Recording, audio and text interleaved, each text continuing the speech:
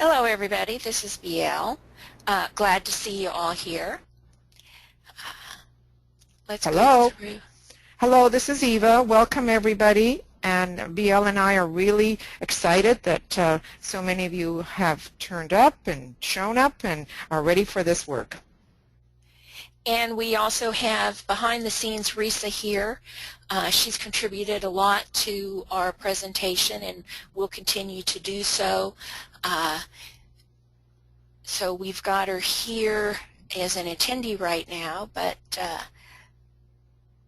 we'll watch for comments and stuff from her because she's always got some great stuff for us. Okay, real quick here. Let's go through the drill. You guys have all seen this before. Questions, enter a question for the staff if you need to type something. If you see a little plus sign and you don't see the block, click the plus sign and you'll get the negative sign and it'll open it up for you. Set it to mic and speakers. Everybody's done that. I can see their speaker. Questions, raise your hand. The green up arrow means your hand is down and you have the opportunity to raise it. The red down arrow means your hand is already up and you have the opportunity to put it down. Keep everybody on mute to minimize the noise. And also keep yourself on self-mute. You can do that by either clicking the microphone here or here. If you are experiencing echoes or any kind of noisy problems or something, put yourself on self-mute first. If that doesn't solve the problem, then please type us a little note. Let us know that we've got a problem somewhere. Okay, this webinar is actually going to be recorded like the other ones are. It will be available. I'm not going to give you a PDF of this particular set because basically it's just the administrivia and a couple of charts. But what I will have is the information on how to participate in these webinars that I attach to the announcement. Okay, we are going to pause at certain points to take questions and comments.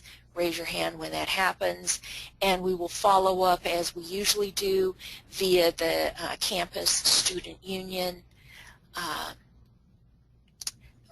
Email to those who are signed up on the moirafed.com and also send you the link to the recordings where you can find them on the Makara website. Okay, anybody have any questions before we start? I don't see any hands go up, so first chart. Eva, you're up. Okay, so before we begin, I believe that you have been sent a series of how-tos.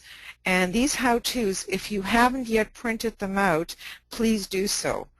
They were in amongst a variety of different emails that you received about this webinar. I know that they will be posted again with the recording. Brett will make sure that you will receive the how-tos. The how-tos are the templates that we will be using on how to move through the chart. It's important to have these guidelines. Many astrologers use different approaches. The approach that we are going to use is exactly as outlined for you in these how-tos. So what I would like to do is to begin looking at the chart, and what we're going to do is allow the eyes to just immediately focus on what it is that stands out for you in the chart. What is it that you see? I don't know about you, but I see that there's a lot of action going on below the horizon. You remember the horizon line? The horizon line starts at the ascendant, which is for me at Cancer, and goes right across to the other side, which is the descendant. This divides the upper part of the chart and the lower part of the chart. The upper part of the chart, if you remember, is the southern or the daylight. This is where you're out in the public. The lower part of the chart is the nighttime or the subjective, where you learn and grow internally and subjectively. Then there is also a vertical division. Now, one would think that it is straight up and down, but it isn't. and especially in my case, because of where I was born and the time I was born. So you want to look for that little arrow at the top that represents the MC. Okay, that would be the highest point in the chart, and if you follow it down, you would go from the MC down to the IC, the MC being the highest point in the chart, the IC, the Imam Kaleo, being the lowest point of the chart, which then divides left and right. Left side, and if you look at these little icons down at the bottom, these little circles, it divides it for you in case your eyes don't see it. So the vertical line shows that I have about 5 planets on the left side. That's the side that is the independent side. It's the side that is the ascendant side, and it tends towards dynamic or masculine tendency. And it's will-oriented. It is that which moves others. And it would be the sower of the seeds of karma. Now, the other side, the right-hand side, has well, fairly evenly divided here between the two sides. It doesn't appear that way in everyone's charts, but it does in mine. So the right-hand side is known as the descendant side, and it is the receiver of energies. And so the person would then be moved by other people or life circumstances. It's known as the feminine. Feminine is the receiver, right? Masculine is the one that pushes out. So it would be the reaper of the harvest of karma. So in my case, they seem to be fairly equal. Okay? Then, of course, you can go a little further and you can divide it up into quadrants. And that would be the left icon. And you can see, again, there is nothing on the one quadrant and a little bit on the opposite one to it, but most of the concentration is down below. Okay, so again, that speaks to learning things internally, and it tends to be a little bit more on the right-hand side. So again, I work well with others. You know, again, if I've got Libra, which I haven't talked about yet, I automatically work well with others. So that's the first thing we look at the chart. Now, you will notice that we have elements and modes in a legend there for you, and that also lets you know the strengths that I have in these particular areas. The modes by far outweigh, the cardinal mode by far outweighs the other two modes. You see that I am almost fully cardinal signs. What is cardinal? Cardinal is about will. It is about drive. It is about action. So basically, if I was to answer that, I would say, yeah, that applies to me. Then we move to elements. The element of air is definitely the strongest. And yeah, I spend a lot of time thinking. I'm a lot in my mind. I don't have a lot of fire, but I compensate for that with cardinality, which is action. And fire is, you know, you think of Mars, and you think of fire as passion. Fire is outward going. It's a very masculine kind of energy. Well, even though I don't have a lot of fire, I kind of compensate that in a way by all the cardinality, okay? And then I have a fair amount of water. Water, as we know, are our emotions, it's our sensitivities, it's our feeling nature. So that's just an overview of the chart. You know, you learn a lot about a person just from these little things that we've gone through. So what have you learned so far before we do anything else? You know that I learn and I grow through internal, subjective, mulling things over, introspection, brooding over a new thought, a new idea. That's how I grow. And that's very, very true. That's exactly how my modus operandi is. The other thing you have here is other legends. for those of you that need to know the aspects, there is a little legend on the right top, and it shows you the aspects, what is aspecting with what, but of course you need to know what the signs represent, don't you? You need to know what a square is, you need to know what an opposition is, a conjunction. So that little, where you see the cursor moving, that kind of tells you the most important ones. And then you look to the right and you see what the aspects are. So these are legends to help you out. Many times astrologers don't create that on a astrological chart. And then further down, you've got the names of everything with their glyphs. So again, familiarity with the glyphs and how they are seen in the chart always helps. So that's a little bit of foreplay before we get into the main event. So what are we going to start with? As an esoteric, and I want to emphasize this, as an esoteric astrologer, I have been taught by a lot of excellent esoteric astrologers, including Michael, that the ascendant is the most important point in the chart. The ascendant is the one on the horizon on the left. It is the chart. It represents the ruler that then rules the chart.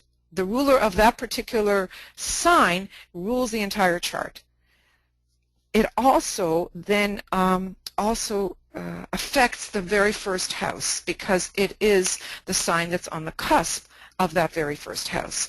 And that very first house represents you.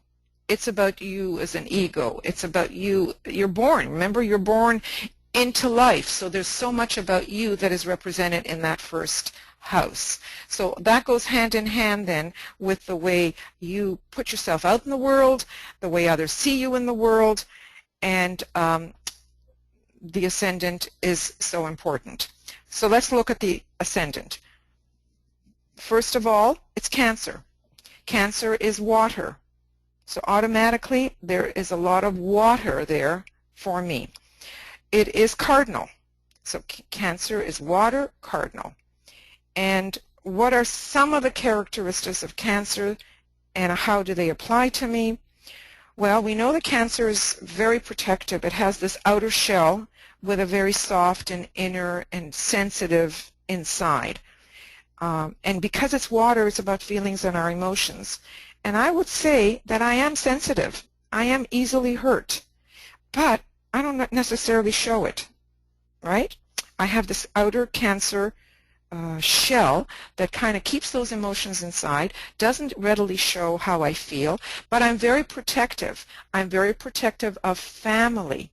Cancer represents, normally it represents the fourth house, and the fourth house is all about family. Cancer is about the larger family. If you take it out of the personal, it is humanity en masse, but it's also about me, my personal family, my family, whatever the family represents for me.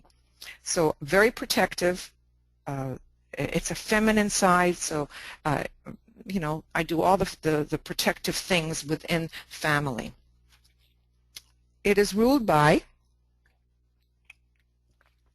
actually, before I speak about what it's ruled at, let's look at the keynotes. The keynotes are always very, very important for your sun, your moon, and your ascendant. The angle that represents the form or the personality angle is let isolation be the rule, and yet the crowd exists. So from a personality perspective, and I think you're asking yourself, why would she be talking about personality when the ascendant is the representative of soul purpose? And that would be a very good question to pose for yourself. And that has to do with the fact that we appropriate qualities of lesser vibration as well as qualities of higher vibration. Always it depends on our filters, on where we're at on our point of evolution. So naturally we would absorb or appropriate lesser qualities. So how does the isolation being the ruler or the rule, and the crowd exists.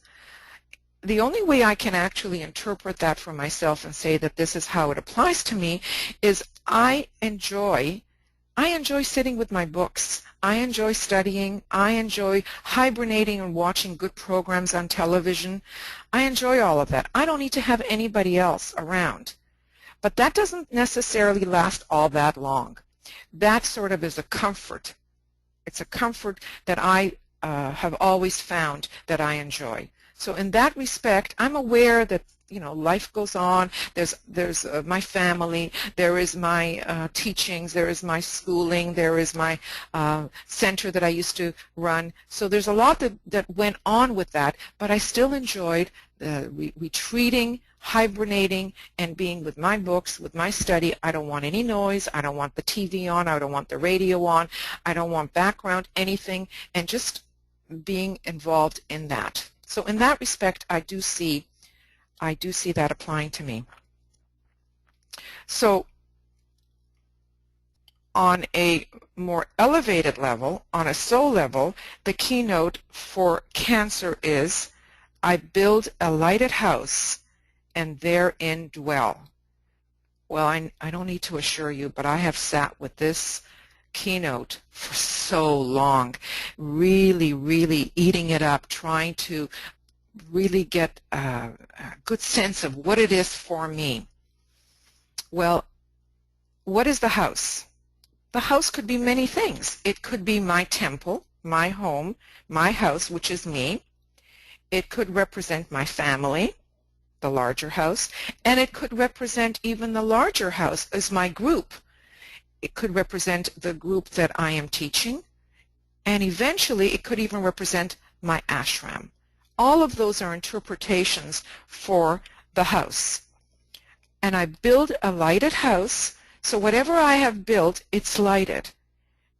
It's lighted because soul, my essence, has then permeated into that which I have built, and therein dwell. So I dwell within this lighted area.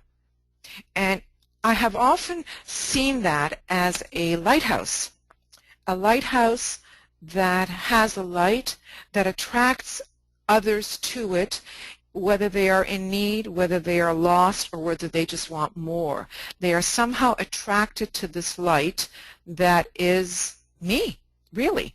And I have worked, obviously, on this for most of my life, in incorporating qualities of soul into my being so that that light can shine forward. And that's how I do see myself.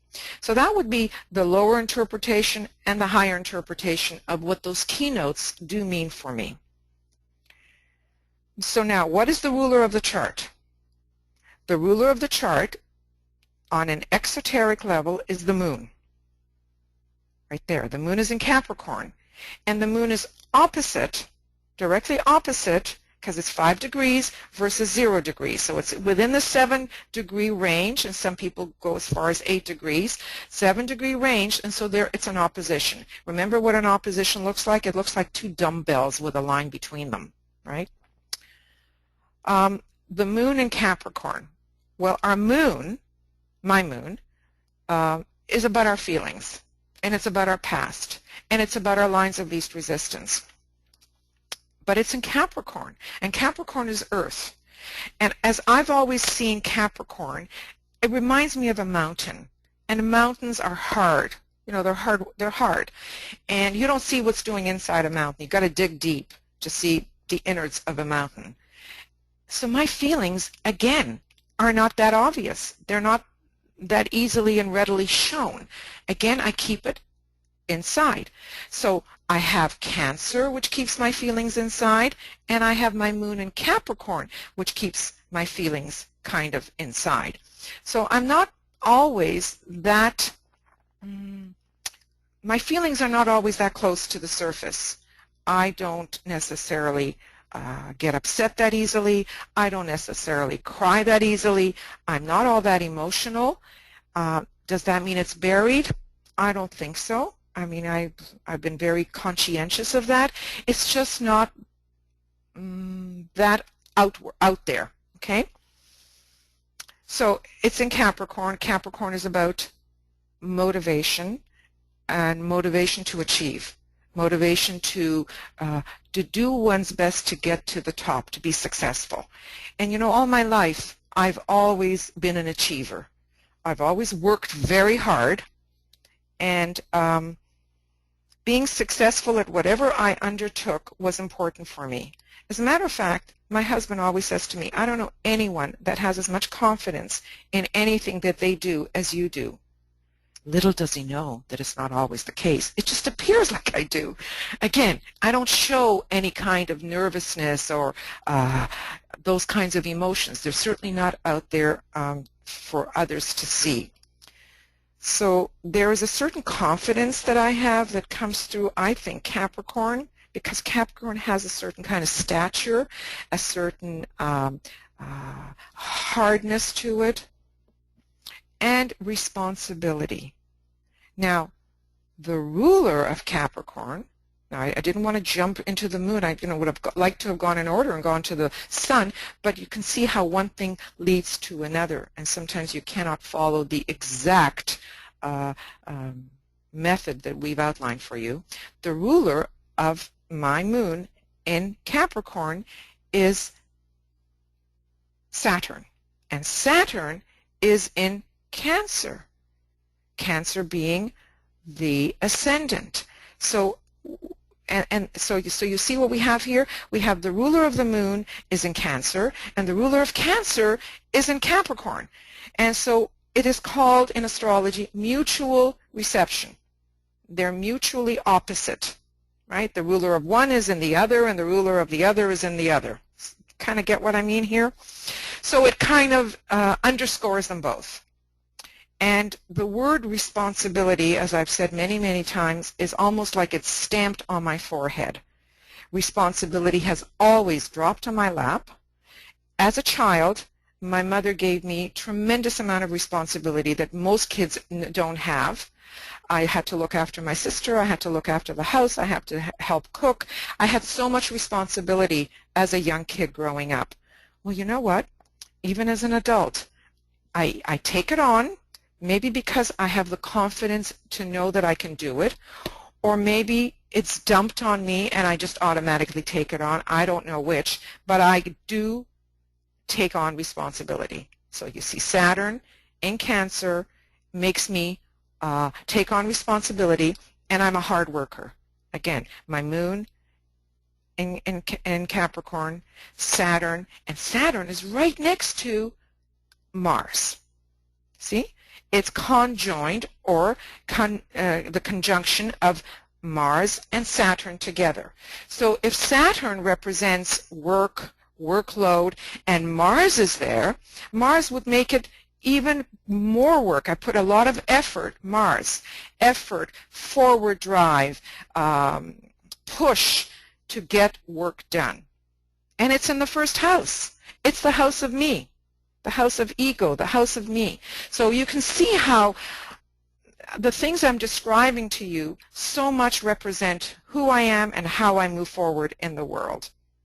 And just looking at the moon, looking where the ruler is placed, says so much already about me. And you've already learned about the ascendant. Now, what is the esoteric ruler of the ascendant? It is Neptune. And Neptune begins my whole stellium. Stellium means 3 or more planets all together in one sign, and in this case it's in Libra. So Neptune represents the esoteric ruler of my Cancer ascendant. Neptune, as we know, can be interpreted in many different ways. If we look at Neptune exoterically, it could be a certain kind of fogginess, a certain kind of illusion, lack of clarity. It could also represent ideals. And I've seen many, many writings about Neptune that they represent something musical or something artistic. And am I that? Yeah, to some degree. I certainly was much more artistic, or at least had an interest in artistic qualities in my younger years. I took up art, I can sew, I can make things, very good with working with things around the house. Now, Neptune, in its very, very interesting position, is also the ruler of my chart because I've got Cancer rising. So I have the moon and I have Neptune. Those two are the rulers of my chart. Neptune forms a T-square. Do you see how it forms a T-square? So you've got Neptune at the bottom and it's squaring my moon in Capricorn. My moon in Capricorn is at 0 degrees. Neptune is at 6 degrees. They are both on the cardinal cross. So that's one square. And then my Neptune also squares my ascendant, which is at 5 degrees. Neptune is at 6 degrees, and they're all on the cardinal cross. So I form a T-square, which makes Neptune even that much stronger in my chart. Now, a much higher interpretation of Neptune could be that it's Buddhic. And you know what? I kind of like to think of it that way. Why do I say that? How I see Neptune working out in my life is I'm quite intuitive. I kind of get things. I don't even have to sometimes question it. I've had to learn to trust my intuition, to really trust it, not to second guess myself. So that's how I see Neptune working out for me in my chart. Now, Neptune squaring my moon. The most common traditional interpretation of this is that the moon can represent the mother, right? Because it's the feminine sign in the chart. My mother would have loved to have merged Neptune herself with me. My mother was crazy about me. She lived vicariously through me. I could do no wrong for her. She showed me off to her friends. She constantly commented that I have golden hands because whatever I did, she couldn't get over what I did. I sewed curtains and I made all kinds of things for her, for ourselves. And it doesn't matter what I did, I could do no wrong. She was crazy about me. I can't say that about my father, but I can certainly say that about my mother. That is the square you see that. On the other hand, if we interpret it slightly higher, there is a real strong connection with the sensitivities that I have, and maybe there isn't always the clarity because of Neptune and the moon being the emotions. Maybe there isn't always the clarity that I might have about what it is I'm feeling. I know it's there somewhere, but it's elusive. I can't put my finger on it. And you know what? That happens to me a lot, where I become aware that my astrality is somehow not quite, what's the word I want to use? Not quite smooth, not quite in balance, not quite relaxed or soft. I'm aware that there are slight undulations and slight little ripples in the waters, and I can't always pinpoint what it is. So I ask myself, because I spend a lot of time in my mind, what is this all about? What is bugging me here that I can't put my finger on? And if I ask long enough, bingo, I kind of get it, right? And that's where hopefully it's soul or booty coming in and I kind of, that's what it is. And as soon as I label it and I know what it is that's bothering me, it stops bothering me. So that's an interesting combination of moon, Neptune for me. Now, I just want to go back to something else. Saturn, which was the ruler of the moon, squares my sun. I haven't even gone to the sun yet, but it squares my sun. Saturn represents can represent a male component, or the sun can represent the male component. So male, my father is usually represented by the sun and Saturn. So there's kind of hardships there, you know. My mom and dad did not get along, and my mother confided in me constantly about my father. So I grew up with not the best image of my dad. Not that I didn't get along with him, but he certainly wasn't that close to me as my mother was, you see. That's why I use the word merge with my mother and me. I just want to bring that up because that's looking at it from a traditional perspective. Okay, so I'm going to move now into my son and talk to you a little bit about my son. My son, it represents the personality, and the personality is in the sign of Libra. What is Libra all about? Libra is about balancing, right? And the exoteric keynote for Libra is let choice be made. Let choice be made. So you kind of ask yourself, well, am I constantly needing to make choices? And I will say to you, absolutely, I still am, because I'm constantly editing everything I have to say. Constantly editing. Should I say this? Should I not say this? Will this upset somebody? Will this hurt someone's feeling? Constantly editing and making choices on how I relate. Libra. How I relate with others. I think it's the story of my life. And I always want peace. I always want everything in harmony. I always want good relations. Libra. So I'm constantly editing. And what I've had to learn as I've matured and as I've gotten older is not to give myself away. In other words, to stand in my own strength, my own will, and say what is true to me, even though it may not be the nicest thing to say to someone else. But because it's in Libra, and Libra can be very diplomatic, I have learned to say things in a way, I think, that is diplomatic, that is not in your face, that is not insulting, that is not hard on anybody. So that's the Sun in Libra. On a more traditional way of looking at the Sun in Libra, it's the hostess with the mostess. And boy, can I be the hostess with the mostess. I love to entertain. Socially, I kind of know how to be with people and how to get along with people, and I do that very, very easily. And you will note that because it's a stellium, all those planets are squashed together. So I cannot divorce myself from having my Jupiter there, having my Neptune there, and having my Mercury there, which means my mind is in Libra, which is air. My Jupiter, a lot of Libra is there, and of course Neptune. All of these mean that I spend a lot of time thinking about how to have right relations. I really do. I spend a tremendous amount of how to have right relations.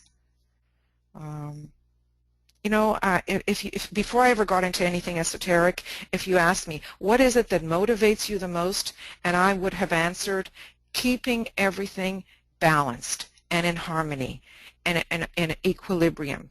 If my husband, who tends to be a little bit more aggressive than me, would ever get into a discourse or an argument with somebody at the dinner table, I thought I was going to die 1,000 deaths. It churned inside of me. It's like, what can I say to smooth things out? What can I say to bring balance back into this discussion? Always, always there was this need and this urge to make everything nice. Well, by making everything nice, I became a pleaser in my early years. I pleased my teachers. I pleased my mentors. I pleased my husband until I learned to stand in my own strength, in my own will, in my own sense of who I am as I developed more and more. And that's why I said these are all things I had to learn. The ruler of Libra on an exoteric level is Venus. Venus is in Virgo. Okay? Venus, as you know, is the goddess of love. It's the goddess of values. It's the goddess of appreciation. It's wanting to beautify and be in a beautiful relationship with everything. Now, it finds itself in an earth sign. And in in Virgo, Virgo is about the matters. It's about the details of the physical plane life. And I do spend a lot of time in my environment, and it's in the fourth house, my home, being almost, you know what I mean, kind of perfect, you know, like I don't want to sound like I'm compulsive, but in some areas I am, where it's kind of everything has its place, everything is neat, everything has to be pretty and nice and attractive. And when I set a table, it's painstaking to set a table, and how exacting everything is laid out, and the centerpieces and the glasses and everything. I'm known in the house as a nag because I'm after my grandkids and my family, put things away, don't leave a mess, that kind of thing. So Venus and Virgo in the fourth house plays out very, very strongly for me. It's also when I turn out a composition, or I turn out a paper, or I do PowerPoints, the beauty of it, the exactness of it is very important to me. It has to be centered. You know, I want to beautify it all the time. Bold certain things, make sure the spelling is right. There's a level of perfection in the form that I constantly go after. I do believe that's Venus and Virgo. Venus on a higher turn of the spiral, as we all know, is about the mind and about the light within the mind. It's about synthesis. So again, I try to synthesize whatever it is that I'm doing on the physical plane so that it is, it's just that. It's just attractive and perfected, and I don't have to spend too much time in all the little details, which I still do.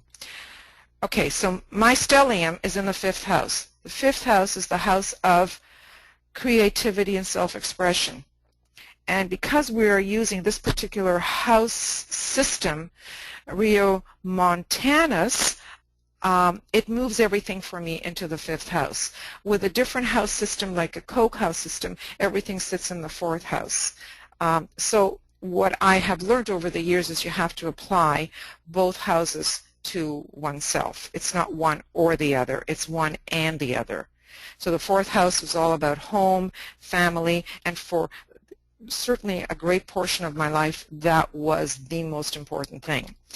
Now, for this latter portion of my life, I would say that my creativity is the most important thing, and my self-expression. And the fifth house is also the house of soul and the causal body. So that, too, is all about expressing who I am, expressing the soul that I am. And it comes out, hopefully, in my work that I do, in the teachings that I do, and so on. Now, I feel I've talked a tremendous amount. Oh, I still haven't, I was going to ask BL to jump in, but let me just finish with one more thing here, and that is the esoteric ruler of the sun sign, which is Uranus, and it's up in the 12th house. And if you'll note, Uranus is really the only planet above the horizon. We're not counting here the Earth, because the Earth is always opposite the sun, irrespective of where your sun is. But Uranus is the higher octave of Mercury. So, and it's in an air sign, Gemini. So,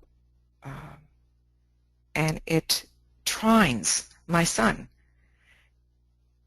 It's a very wide trine, very, very wide trine to my Mercury. So, you know, Uranus can come up with all kinds of different ways of being and doing things, and creative, and so I think that kind of helps me with my creativity. It's supposed to be a high focus planet because it is above the horizon, and I could say more and more with it, but I think I've talked an awful lot. So I'm going to ask BL to jump in and comment and ask questions of anything that that has stirred her in what I've said. Hi, Eva. Of course, the first thing I look at is all this stuff in here. So I really liked the T-square that you pointed out between your ascendant, your descendant, and Neptune. Okay, but you also have another one with the Sun-Earth axis and Saturn here. So you have several focuses there with the rulers of your ascendant, your moon, and your sun working together. Now, of course, squares we know are challenges, but they're also opportunities. They don't come easy to us, but they give us our greatest lessons. So I think that's very indicative of the work that you're doing with those. And I want to point out, since you're talking about Neptune, I have not gone into the MC, but it's also the ruler of the MC, which again just gives it that much more power. Right, right. So, does anybody else have any comments? Raise your hand if you have some comments that you'd like to add or questions about Eva's chart. Well, I don't see any questions. I don't see any hands raised. So, don't be shy, guys. one of the things that I thought was interesting, and you'll see it a little bit later when we get to mine, is that of the three of us working closely on this project, Risa has a Libran ascendant, Eva has a Libra sun, and I have a Libra moon. So we all have that air Libra cardinal quality going for us in a little different aspects. I still see no hands, so let me use that as a segue to go into mine. Did you have anything else you wanted to say? No, I think I've talked a lot, and I think there's a lot there to take in. So let's leave it at that. I'm sure there's more that can be said, obviously, on different levels, but I've covered, I think, the most important points. And that's one of the key points that I want to point out. There's so much, and you learn it in so many different ways, but you have to isolate it into small bites to take, and that's what we're trying to do here with just the ascendant, the sun, and the moon. You know, there's so many different things we could talk about, but just talking about those three things, Eva brought in almost her whole chart, and I'm going to do the same thing. So nothing is in isolation. Hold on, we've got a question here from Yvonne. Go ahead, Yvonne, please. Show me T-squares slowly. Okay, hold on just 1 second here.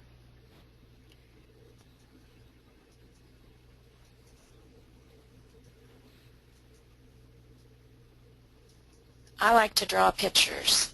Oh, it's amazing that you can do this. So let me draw a picture. This is one of her T-squares that involved her ascendant, her moon, and the ruler of her ascendant, Neptune. See, it's half of a square. It's half of that cardinal cross. She's missing the point that goes up this way. Okay, that's what I couldn't make a T out of it. I couldn't understand it. Yeah, well, that's what it is. It's a T-square, which is half of the cross. See, the cross would have gone up this way, filled the cross, but she didn't have The opposite. She doesn't have this point, so this is... So a T-square is like a triangle then? It's like a triangle, but it's not like a triangle. A triangle is a trine. It's three things working together. And this is four things that should be working together, and there's a missing point. And so that changes the whole focus. The trine is a harmonic aspect, and the square is not so harmonic.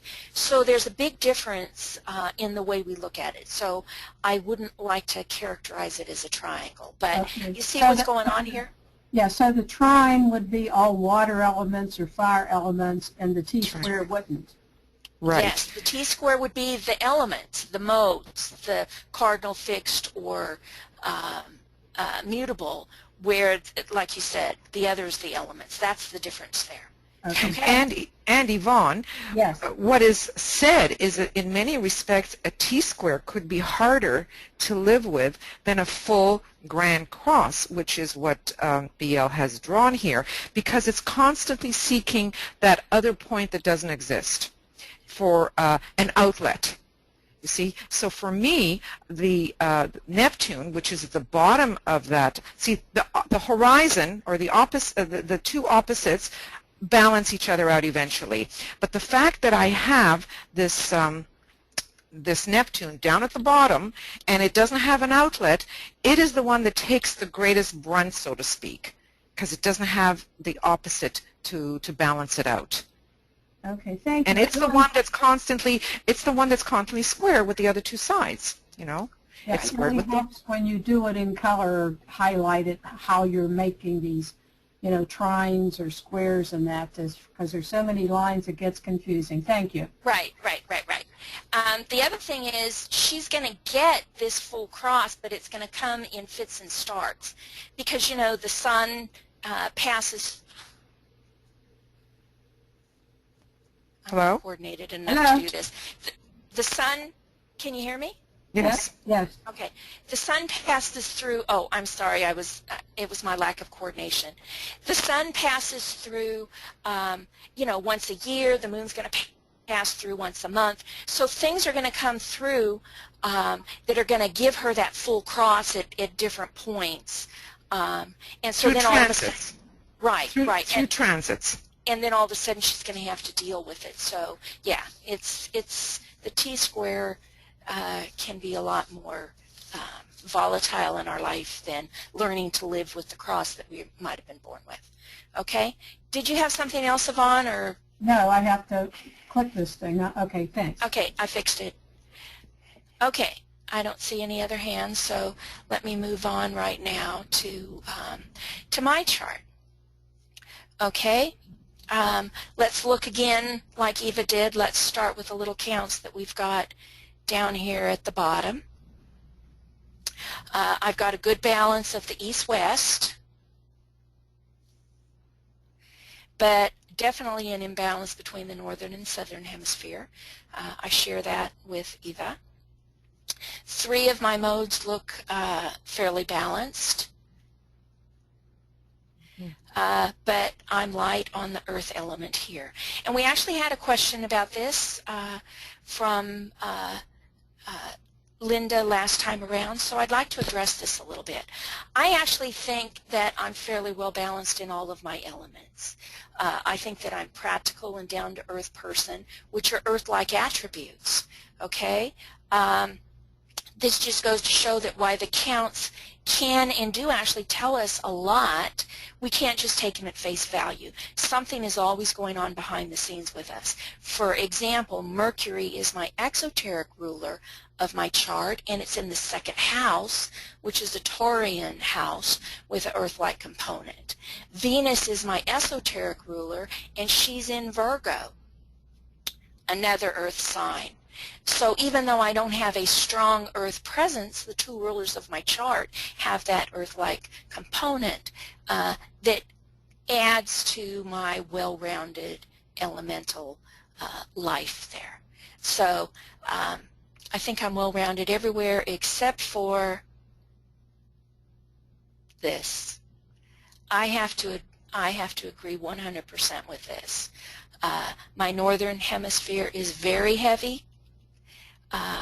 Means I'm very introverted, and alone time is definitely how I recharge. It's a good thing that I have my sun in Leo. It gives me a Leo, a sunny little personality, or I'd be a hermit. I'd love to be a hermit. And I think these are things that Eva talked about. Her Libra sun gets her out there. Her Libra stellium gets her out there and makes her sociable. My Leo sun makes me get out of the house. Both of us would love to be hermits. All right.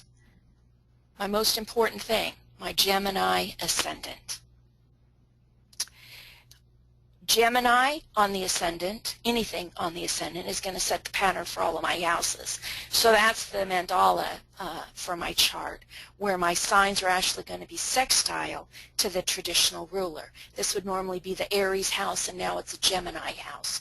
So that's sextile relationship, and all of my houses are going to have that. So that's an affinity with the normal placement. Last webinar I likened it to a citizen of a friendly nation living temporarily in a foreign country. It's a smooth arrangement because they're friendlies, and it's going to provide me new opportunities regarding the way I experience my houses, regarding the way I experience my environment. The exoteric keynote of Gemini from the form side is let instability do its work. I can actually relate to having multiple interests and being the perpetual student, but I think I've actually moved beyond the instability and most of the negative characteristics that we find with Gemini. I don't think I have an indifference to others, but I guess my liking to be a hermit may confirm this a little bit. Contempt of mental limitations in others, being inconsistent, superficial, indecisive, having a lack of focus and nervous. Not so much any of these things. I don't think I have a contempt for anyone. And the other in that laundry list? No, not really. Let instability do its work? No. I think that my Leo sun is too fixed in its ways to put up with any instability. So I don't think I'm really working from the lower angles of Gemini. I also think that I've been able to cultivate a few of the Gemini soul qualities: strength, patience, and endurance. Maybe not so much with the intuition, clear intelligence, and serene temper, but hey, we all have something that we need to be working on, and those are mine. I can be adaptable, versatile, and enthusiastic. I still need work on the eloquent, the witty, and the intellectual, probably. Let me see, I think I can relate to both rulers, Mercury and Venus. I express a little of my esoteric ruler, Venus in Virgo, just exactly like Eva had in the 4th house. She brings out the analyst in me, which I happen to think is a good thing. She does bring a little of that OCDC in there too. I can do that. I love all these little counts down here. Aren't they fun? I love spreadsheets. I love the lists of positives and negatives for the signs. I take those puppies, I dump them into a spreadsheet, I mix them this way, rack and stack them. Oh, I play with them all different kinds of ways. I love those little pivot tables, you know, look at it a bunch of different ways. That's how I look at myself, and that's how I look at others. That's what Venus in Virgo does for me. When we look at the relationships between my ascendant and its rulers, we see that they play well together. 22 Gemini, 24 Cancer, 24 Virgo. In fact, we see that Venus, my esoteric ruler, is square the ascendant. I've got another one of those T-squares with Mars there. She's sextile Mercury and Venus combo right there. She's semi-sextile to Pluto and Neptune, flanking her on both sides. And then, as I mentioned, she's square Mars in that T-square, which is a major avenue of growth for my soul, just like it was with Eva, only hers was cardinal and mine is mutable. Mercury is also at 24 degrees, so the same can be said of my exoteric ruler as my esoteric ruler. They play well with everything in my chart. The aspects are going to be a little different for the exoteric than they were for the esoteric, but any interaction is good, and they interact with most of the other planets in my chart. Okay, I've got Sun in Leo. So I'm a Geminian with Leo tendencies. I see things through that Leo personality. And then what do I want to do? I want to tell everyone all about my personal experience as a teaching tool to spread the word. That's the two of these things here working together in a nutshell. It can actually be confirmed if we look at another way. Mercury and Gemini traditionally rule the 3rd house, and that's the house where my sun is. So again, it's another Geminian Leo type expression there. My soul and my personality basically have similar objectives here.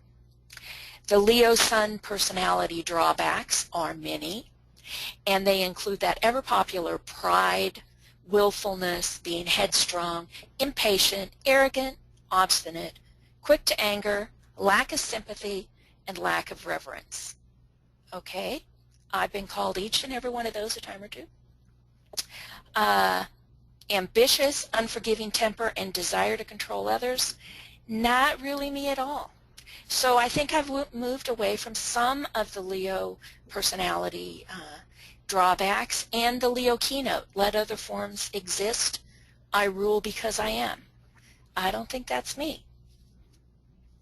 I also think I have been able to integrate my personality somewhat, and that it is in the process of being infused by my soul. Not there yet, but I'm working on it. So I have some good traits from my Leo, Sun, Aquarian, Earth axis. This axis here. Let me see. They work well towards my soul purpose. Strength, courage, steadfastness. Sounds like a little Boy Scout, doesn't it? From Leo to some extent, but still working on the capacity to grasp great questions in a large-minded way, and of handling other people when needed. I don't want to handle people. I want to be that hermit, remember? Aquarius brings accuracy, perseverance, common sense, independence, and intellect, and I think I'm working on that. The offset of that give and take of that Sun-Earth axis, the Leo-Aquarian axis, has always been important to me, and that's how come I address it this way. The exoteric issues of that Leo-Aquarian axis is the personal versus impersonal, creative versus uniqueness. I relate best to the personal, and I'm learning to transform that into the impersonal. This is the personal, this is the impersonal. The esoteric purpose of the Leo-Aquarian axis is self-mastery leading to group awareness and eventually selfless world service. This is something that I am working on, and unconsciously, unaware, I translated that for a need to join the service. I worked for the Air Force in one capacity or another for about 40 years, and that is now morphing into the service activity that I do as part of the Moira Federation. So I've got that going for me both exoterically and esoterically. The exoteric issue with the 3rd and 9th houses is to keep your curiosity about life alive, curiosity, while having clear priorities about what's important to you to learn, to understand, to explore. I've always been curious about things and love being able to explore the many countries in Europe that I lived in, courtesy of the military as both a service member and then a dependent wife for many years over there. The higher spiritual purpose of the 3rd, 9th house axis is to access and use the ancient wisdom via the higher mind. The ancient wisdom via the higher mind, which I personally think is a good description of being a perpetual student of the Blue Books. So I see myself in these keynotes that we have for both the ascendant and the sun. If we look for another angle, because remember that's what I do, I look at all the different angles, right? The sun is in Leo, veiling Neptune esoterically, and Neptune is in Libra, in my 5th house, which is the Leo house. The keynote for this esoteric ruler in Libra is I choose the way which lead between the 2 great lines of force, which is how I just described that I always have looked at my sun and earth working out. And I can also, of course, relate to the Leo's keynote, I am that and that am I. I think that the influence of my soul has broadened my understanding of the fact that we are part of the one soul. So that's both a component of my ascendant working with my sun as well as the Aquarian attitude of my earth. My sun at 11 Leo is quintile, Neptune, at 23 Libra, and that quintile indicates a talent or ability earned in a prior life that's helping me now. In other words, this is work I've previously done in past lifetimes that brings me to this point, this time, for the work that I'm supposed to be doing now. Let me see.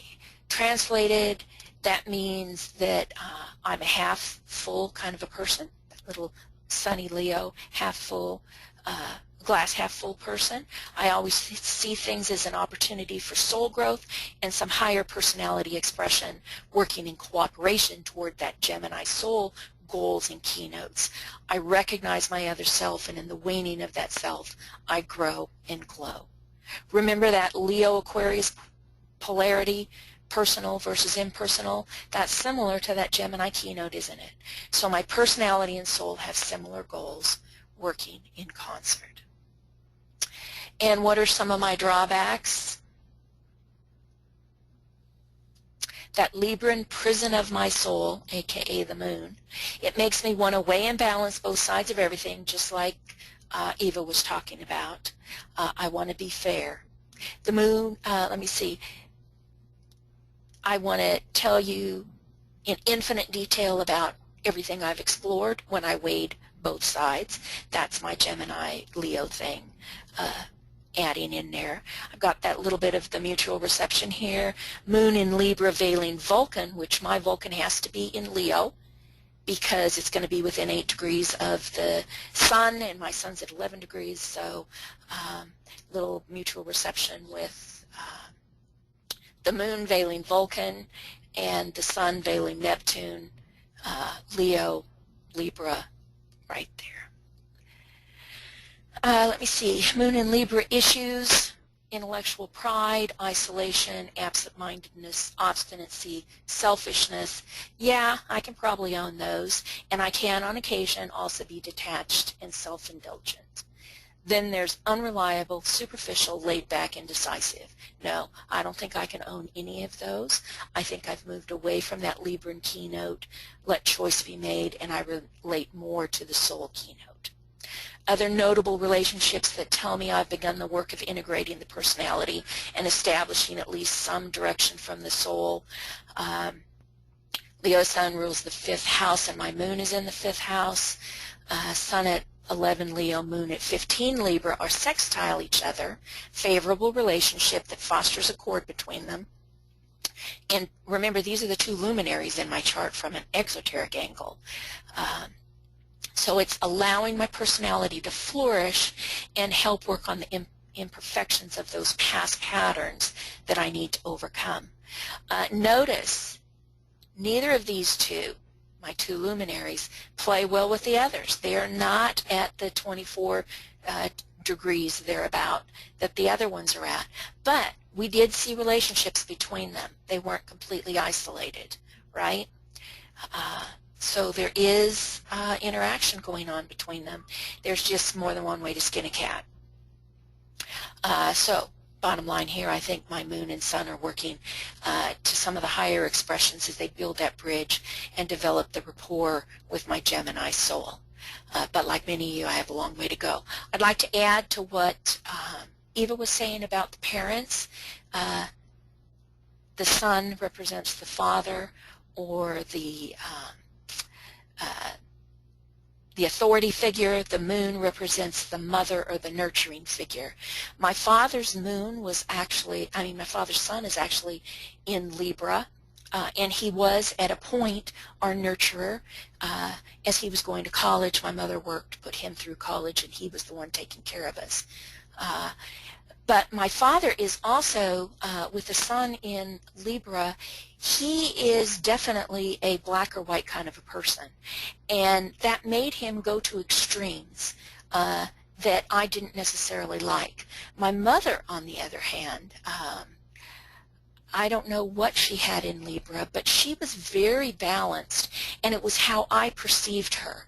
She was very balanced. She saw the inconsistencies with my father. He actually played favorites. I was one of his favorite. I had another brother who was a favorite. My older brother was not a favorite, and my mother tried very hard to be fair with all of us to offset the imbalance that my father had. So that's an exoteric expression of that. My father was the ruler of our little castle. Everything revolved around him. That was the way he was raised. That was the way his father raised their family, and that was the way he expected our family to be raised. So those are just a little a little side notes of how that stuff works out. It's more my perception of them than anything, and that's why my chart is the one that's expressing the way I look at them. Okay, let me see. I think I've talked about everything except for my angles. Like Eva, I have my midheaven very close to hers, conjunct, in Pisces, and my nadir in Virgo. The esoteric issue with this Virgo Pisces are analytical versus idealistic, discriminating versus fanatical.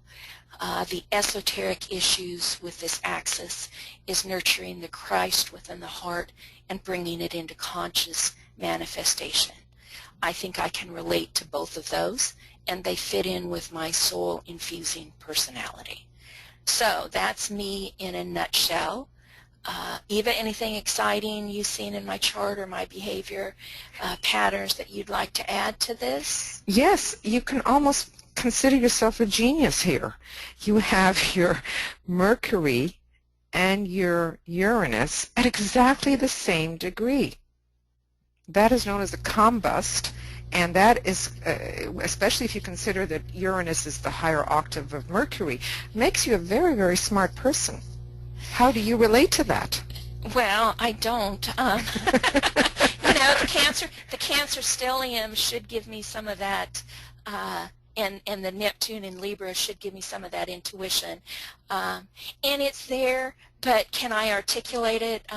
Not so much sometimes, because my little fallen Venus in Virgo here, you know, makes me that over-analytical who complicates everything with all of my charts and tabulations and things like that. So it's a matter of being able to relate more, and I don't, because I've got everything down here in the bottom half. The little hermit in me needs to be brought out more. So yeah, you know, I was trying not to go there with that, but you can't divorce them. You cannot separate these two.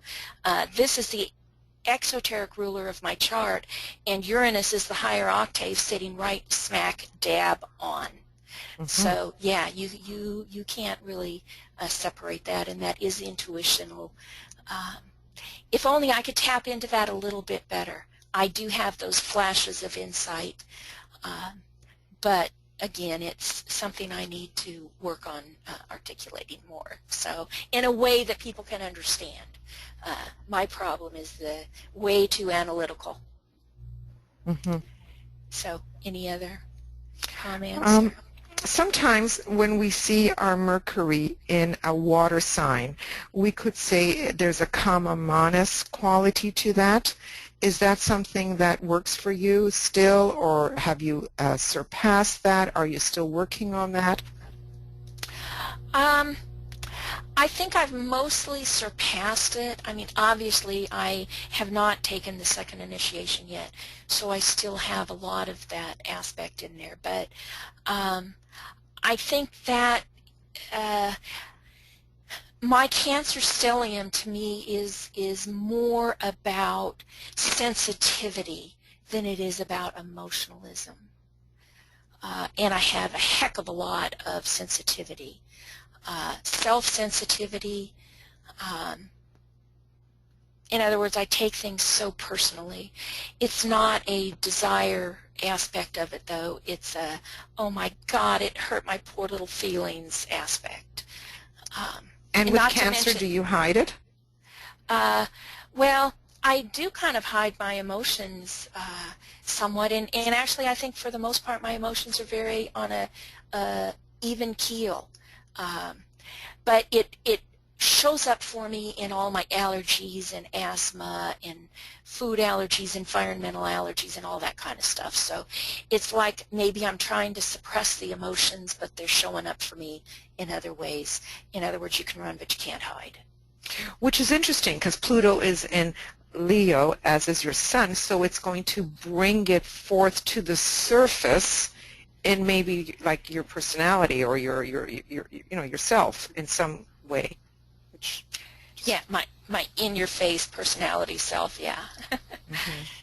And And like me, there's a real similarity here between the way our charts are laid out. Like me, you have a high focus planet. You have a planet above the horizon. One, which in your case is Mars. In my case, it was Uranus. So Mars plays an important role. It is opposite your ascendant. It is squaring your ruler of the chart. So speak a little bit more to all of that. Well, that's a T-square that I did in fact mention. But how does it play out for you? Yeah, this is my idealistic Mars. I see that goal, I reach the goal and see another. I'm always very idealistic in this regard. I actually do see that playing out as a very significant thing in my chart. It's hard for me to It's hard to talk about identify. myself. It is. It's hard for me to identify, but I can't divorce it from my ascendant. I can't divorce it from Venus. They work together there. It is a square, but it's it works well together, actually, for me. I've often wondered or seen when, especially when you have Mars in the 7th house of relationship and it is squaring Venus, which is about our relationships, do you push in relationships to get your way, to push for what you think? No. That's interesting. That's my Venus in fall. She's very quiet. She's very demure. But my Mars, you know, my husband is a military man. Mars represents the husband. The 7th house represents the husband. Mars is Martian, is military. So, you know, this, from the exoteric angle, I've always looked at this as my military husband.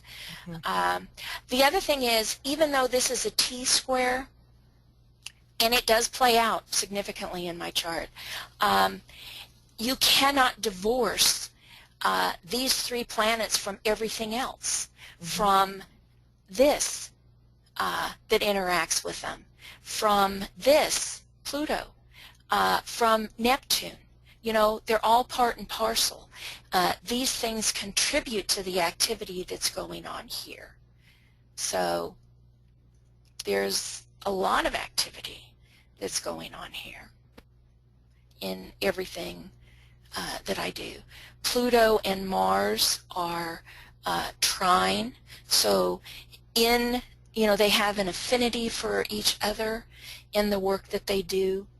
They're working it out in a fiery manner, but they're doing it together. It's, like I said, I see things as all working together. So it's high, it's really hard, and you guys are all going to find this when you start doing your own charts. It's hard to isolate one thing. You can't talk about it without getting into the other things that get involved in it. Okay, well done. All right, does anybody else have anything that they would like to add before we go on to a little more administrivia stuff? Or question. You know, you can question BL. I see a couple of new people have joined us from the beginning. Welcome. I hope you caught enough of this to see what we're doing. Basically, there's a lot of different ways to look at things, and the more you know about astrology, the more that you're able to put together those little tiny pieces that Eva and I have been alluding to. And there's so much more to see that you can't look at in 15, 20 minutes, like Eva pointing out things in mine and me pointing out things in hers. It wasn't the main focus we were looking for, but they were equally important things. Okay, I've got a question here. Yvonne has, yeah. Go ahead, Yvonne. It's me again. Talk some more about the sextiles, like the 24s that you have in all these different signs. Okay, it's not just sextiles, it's all kinds of different relationships. The sextile, this one here, is 60 degrees apart, which basically means they're 2 signs apart. And 2 signs apart means they have an affinity for each other. Okay? It's going to be the fire and air signs working together, or the earth and water signs working together. The square means they're going to be 90 degrees apart. All right? They don't have an affinity for each other. It's an opportunity to learn the other person's side. It can be stressful, but it's going to be a learning experience once you resolve what the irritation is between them. Trines are an affinity. They're the like elements, 3 elements working together. They're 120 degrees apart. The opposition is 180 degrees apart, and of course the conjunction is close together. Now with conjunctions you can use wide aspects. The orbs, the degrees apart from the exact, is going to match, you know, the sun and the moon. They typically use 10 degrees. The ascendant, we want to go large with that. I've had one astrologer of note say, if I need to, I'll use a 360 degree orb. Well, technically you're not going to get more than 180 degrees for an orb, but the point is we can find a relationship somehow if we look at it.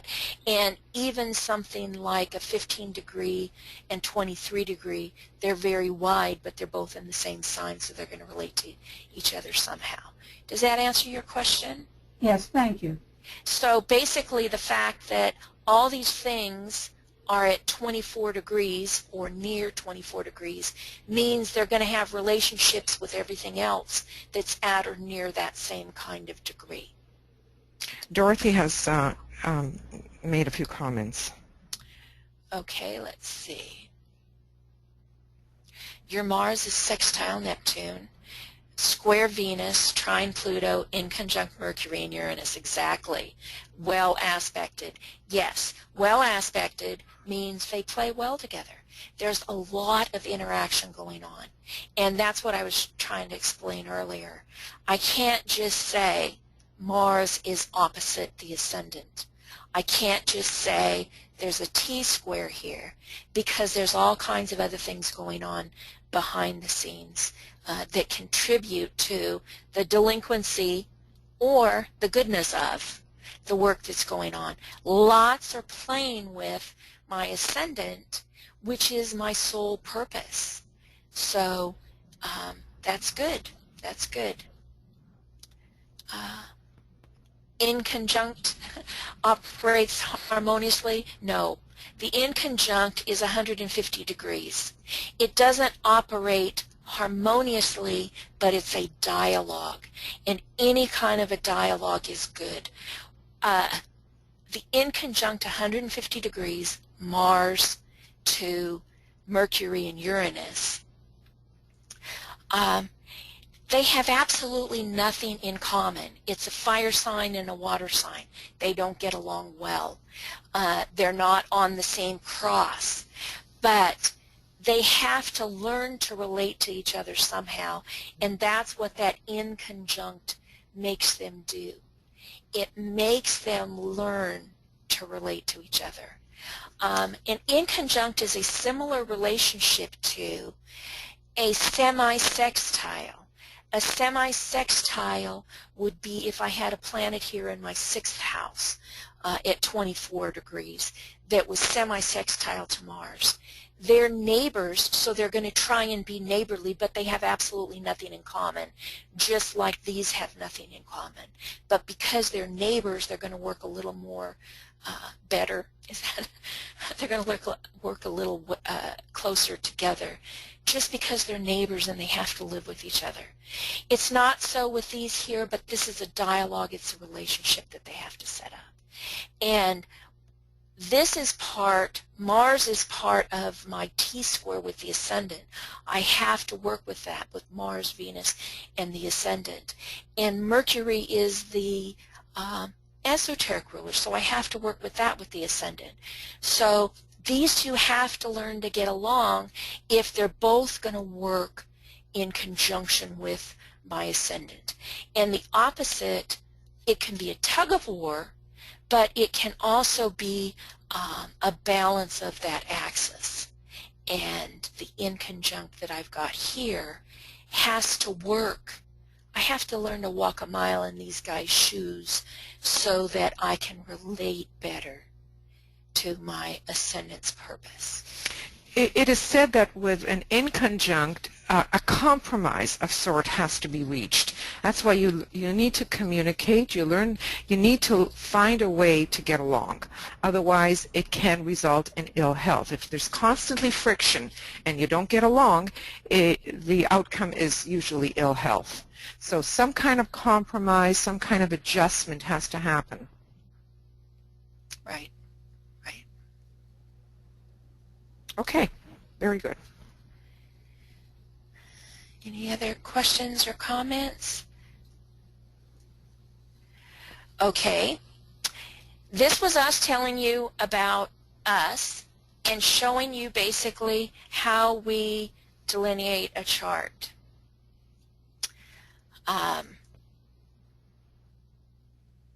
So you get along with your mate by not being brilliant. Yeah, let's just put it this way. He doesn't believe at all in any of the stuff that I'm studying and that I work with. He thinks it's all a bunch of hooey. But he has kindly agreed not to tell me that too often, and I ignore his opinion when he does. So that's the compromise, that's the adjustment that we've made regarding this and how we communicate. I don't try and tell him anything because he's just going to roll his eyes at me. So we don't communicate that very well. Okay. This is going to be a participating webinar. We want you to participate. We want you to volunteer to have your charts delineated.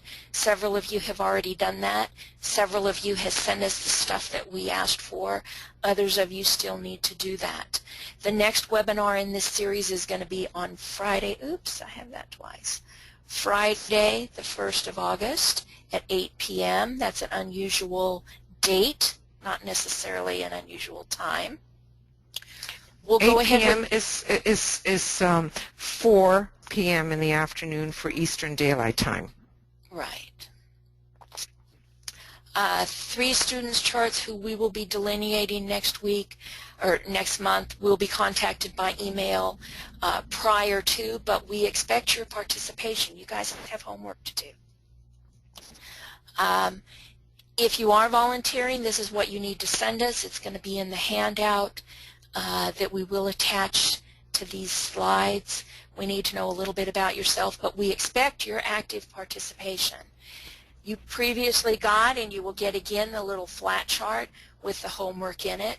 Not only do we want you to do kind of what Eva and I just tried to do, but we want you to practice drawing your chart. This is me practice drawing my chart. I don't think there was anything in my chart before that said I was neat and tidy. I am not. I never got any awards for penmanship, so please excuse this. But what I did do was I took the flat chart that we were given and I followed Reese's instructions, and I put my natal planets, at least the one that I was looking at, here on the inside. Here's my ruler of the chart, Mercury at 24 Cancer, and I can't divorce it from Uranus, so I added Uranus in there. Here's my Leo Sun. Here is my Venus, the esoteric ruler of my chart, in Virgo. Here's my Moon at 15 Libra, my Neptune kind of sideways at 23 Libra. Here's my Mars because it's involved in that T-square that I had. I put my house cusps on the outside. Here's my ascendant at 22 Gemini, my IC at 2 Virgo, my descendant at 22 Sag, my MC at 2 Pisces. I wrote in the house cusps for the other houses there. Some of them are a little upside down, and I love those wavy lines there. Nobody else can probably read my writing, but that's it. I know what it is. I have my own version of shorthand. These are my 3 key components: Ascendant in Gemini, Moon in Libra, Leo Sun. Or if you look at it another way, I actually have a trine here with all 3 of the air signs if you add my Earth in Aquarius here. So that tells you a lot about I'm an airhead. The rulers of my charts down here, I put in what those relationships were. The exoteric ruler, Mercury, is semi-sextile. That's a little glyph for semi-sextile there. My ascendant, the esoteric ruler, Venus, is square my ascendant. The esoteric ruler of my sun, being veiled, is Neptune, which is quintile my sun. And the moon is sextile my sun. That Venus ascendant ascendant opposite Mars square Venus is that T-square I had. So, and then I went and I wrote down some key things. This is the soul keynote. I recognize my other self, and in the waning of the one I grow and glow.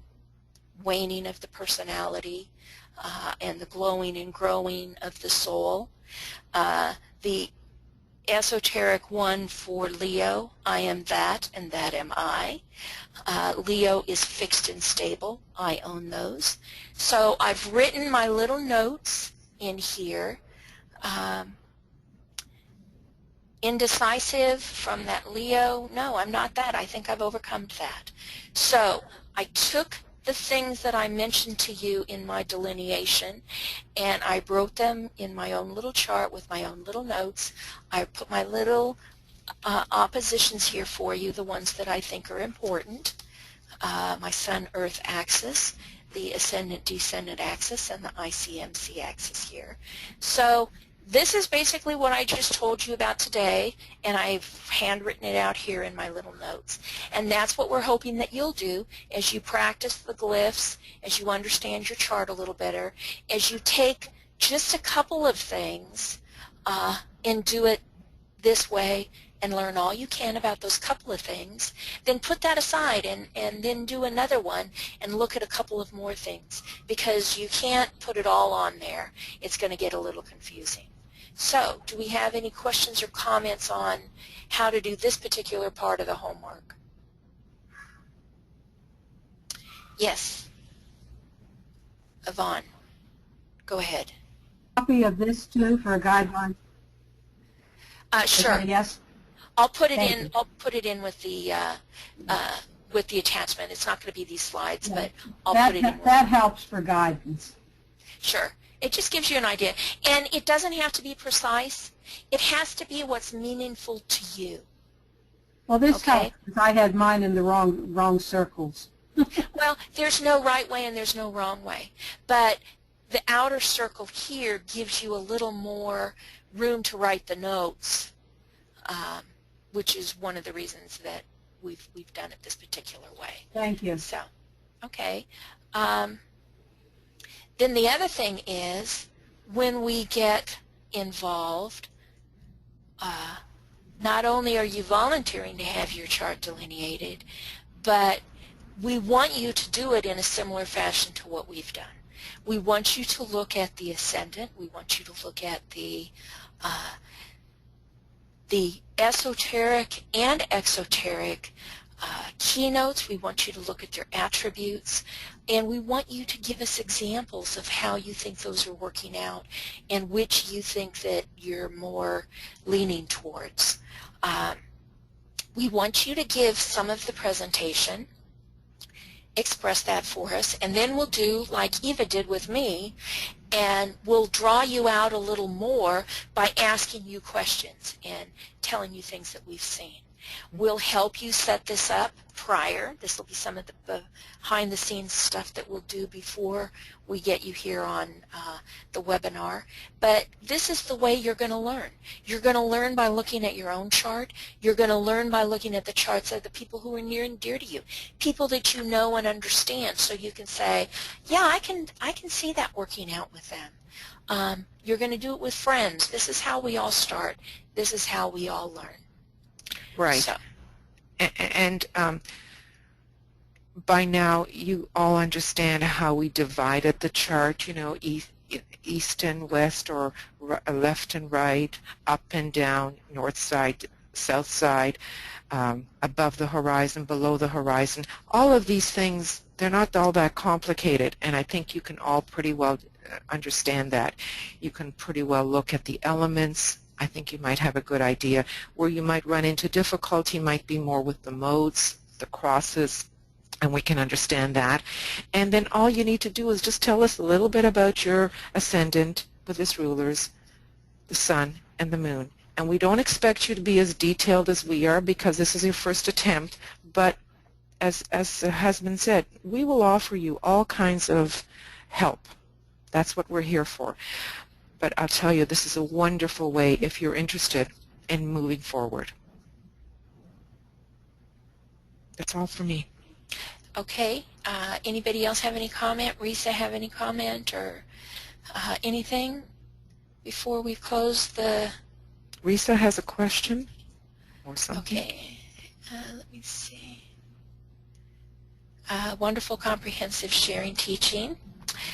Details are clear and precise and personal, and we all learn from that. Risa is right.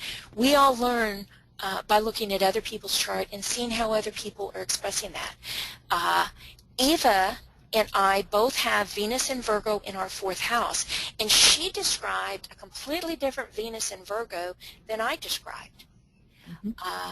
We have a lot in common, but we also had a lot of differences, because we each bring something new to the way that we address this.